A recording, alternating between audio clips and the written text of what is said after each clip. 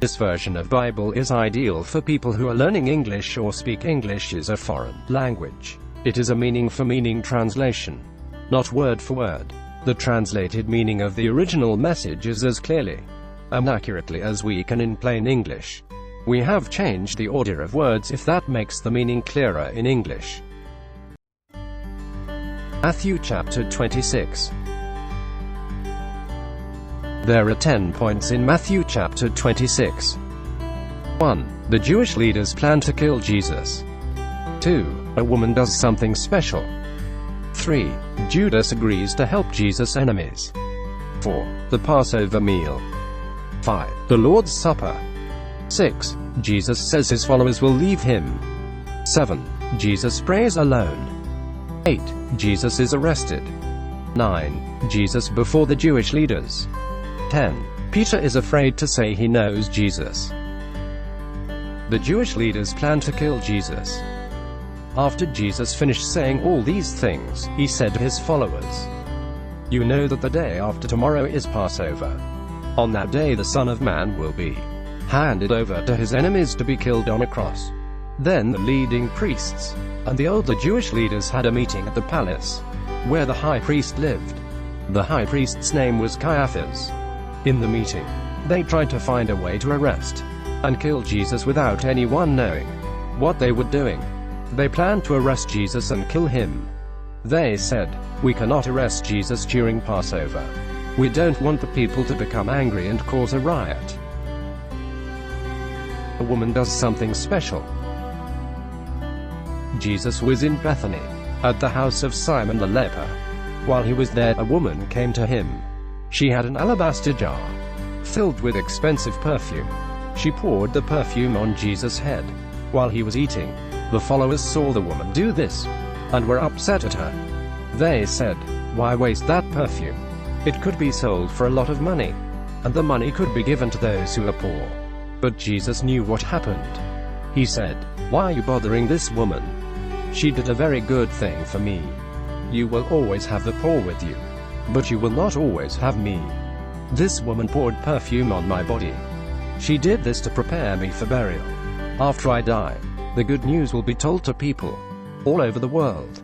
And I can assure you that everywhere the good news is told, the story of what this woman did will also be told, and people will remember her." Judas agrees to help Jesus' enemies. Then one of the 12 followers went to talk to the leading priests. This was the follower named Judas Iscariot. He said, "I will hand Jesus over to you. What will you pay me for doing this?" The priests gave him 30 silver coins. After that, Judas waited for the best time to hand Jesus over to them. The Passover Meal. On the first day of the festival of unleavened bread, the followers came to Jesus. They said, "We will prepare everything for you to eat the Passover meal. Where do you want us to have the meal?" Jesus answered, "Go into the city. Go to a man I know. Tell him that the teacher says, 'The chosen time is near. I will have the Passover meal with my followers at your house.'" They obeyed and did what Jesus told them to do. They prepared the Passover meal. In the evening, Jesus was at the table with the 12 followers. They were all eating. Then Jesus said, "Believe me when I say that one of you 12 here will hand me over to my enemies." The followers were very sad to hear this. Each one said, "Lord, surely I am not the one." Jesus answered, "One who has dipped his bread in the same bowl with me will be the one to hand me over. The Son of Man will suffer what the Scriptures say will happen to him. But it will be very bad for the one who hands over the Son of Man to be killed. It would be better for him if he had never been born." Then Judas, the very one who would hand him over, said to Jesus, "Teacher, surely I am not the one you are talking about, am I?" Jesus answered, "Yes, it is you." The Lord's Supper. While they were eating, Jesus took some bread and thanked God for it. He broke off some pieces, gave them to his followers, and said, "Take this bread and eat it. It is my body." Then he took a cup of wine, thanked God for it, and gave it to them. He said, "Each one of you drink some of it. This wine is my blood, which will be poured out to forgive the sins of many, and begin the new agreement from God to his people. I want you to know, I will not drink this wine again, until that day, when we are together in my Father's kingdom, and the wine is new. Then I will drink it again with you. They all sang a song and then went out to the Mount of Olives. Jesus says his followers will leave him.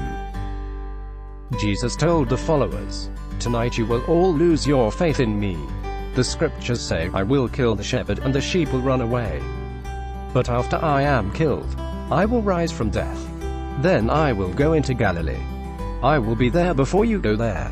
Peter answered, "All the other followers may lose their faith in you, but my faith will never be shaken." Jesus answered, "The truth is, tonight you will say you don't know me.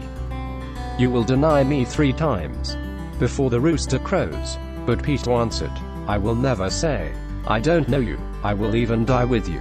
And all the other followers said the same thing. Jesus prays alone. Then Jesus went with his followers to a place called Gethsemane. He said to them, "Sit here while I go there and pray." He told Peter and the 2 sons of Zebedee to come with him. Then he began to be very sad and troubled. Jesus said to Peter and the 2 sons of Zebedee, "My heart is so heavy with grief, I feel as if I am dying. Wait here and stay awake with me." Then Jesus went on a little farther away from them. He fell to the ground and prayed, "My Father, if it is possible, don't make me drink from this cup. But do what you want, not what I want." Then he went back to his followers and found them sleeping. He said to Peter, "Could you men not stay awake with me for 1 hour? Stay awake and pray for strength against temptation. Your spirit wants to do what is right, but your body is weak." Then Jesus went away a second time and prayed, "My Father, if I must do this, and it is not possible for me to escape it, then I pray that what you want will be done." Then he went back to the followers. Again he found them sleeping. They could not stay awake. So he left them and went away one more time and prayed. This 3rd time he prayed. He said the same thing. Then Jesus went back to the followers and said, "Are you still sleeping and resting? The time has come for the Son of Man to be handed over to the control of sinful men. Stand up, we must go. Here comes the one who will hand me over." Jesus is arrested. While Jesus was still speaking, Judas, one of the 12 apostles, came there. He had a big crowd of people with him, all carrying swords and clubs. They had been sent from the leading priests and the older leaders of the people.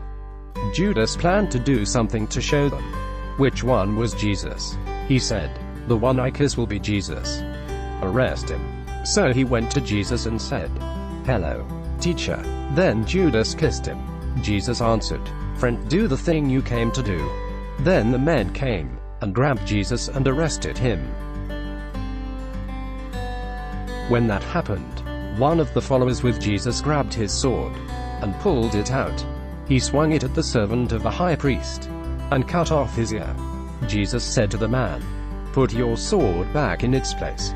People who use swords will be killed with swords. Surely you know, I could ask my Father, and he would give me more than 12 armies of angels. But it must happen this way, to show the truth of what the scriptures said."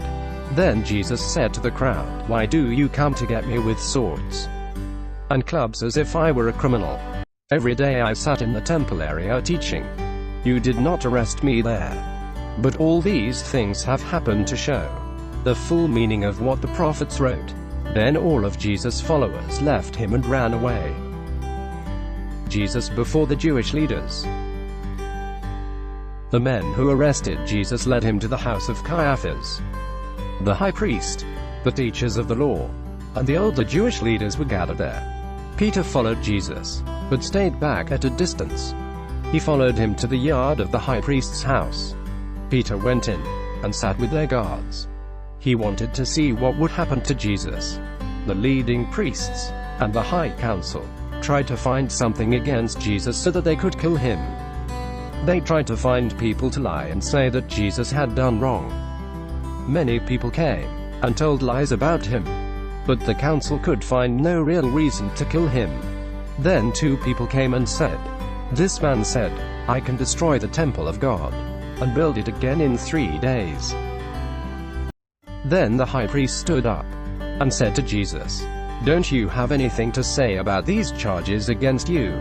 Are they telling the truth?" But Jesus said nothing. Again the high priest said to Jesus, "You are now under oath. I command you, by the power of the living God, to tell us the truth. Tell us, are you the Messiah, the Son of God?" Jesus answered, "Yes, that's right. But I tell you, in the future you will see the Son of Man sitting at the right side of God. And you will see the Son of Man coming on the clouds of heaven."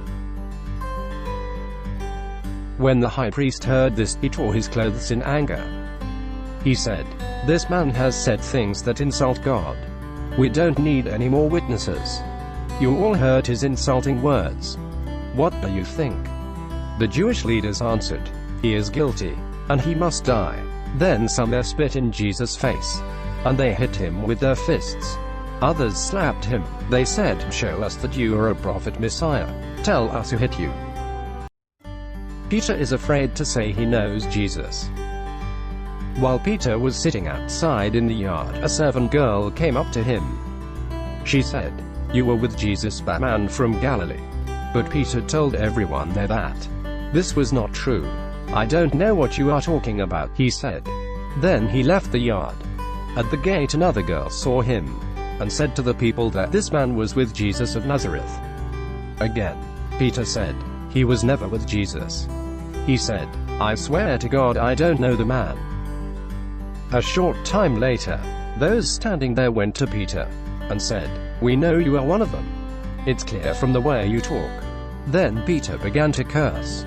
He said, "I swear to God, I don't know the man." As soon as he said this, a rooster crowed. Then he remembered what Jesus had told him. "Before the rooster crows, you will say 3 times that you don't know me." Then Peter went outside and cried bitterly. Matthew chapter 26.